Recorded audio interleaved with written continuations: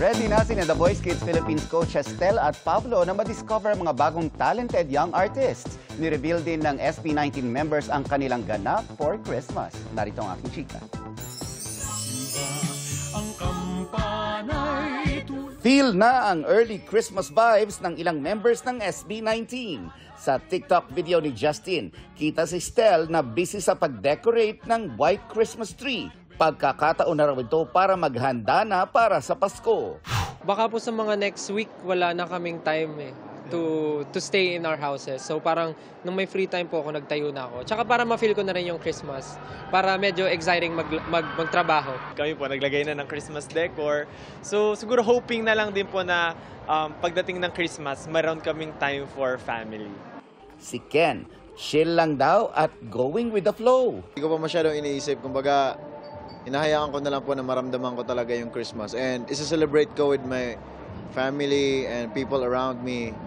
Ano naman kaya ang dapat abangan sa SB19 this Christmas? Meron po kami mga pinaghahandaan pero hindi ko po masasagot yung Christmas album. Speaking of SB19 work, nasa wishlist ng K-pop Kings ang concert tour around the world. Definitely pupunta po kami siguro ng Europe and other Asian countries. Ngayong gabi na ang big debut ng The Voice Kids Philippines sa GMA Network, kung saan magiging coach sina Estel at Pablo. Kasama sina Asia's Limitless star Julian San Jose at Billy Crawford. At ang host nitong si Dingdong Dantes. Ready na raw silang ma-meet ang mga bagong Pinoy musical talents. Ang hinahanap ko lang po siguro yung may kitaan ko talaga ng potential and yung willing to learn something new. Advantage po talaga kapag marunong mag-instruments yung mga bata.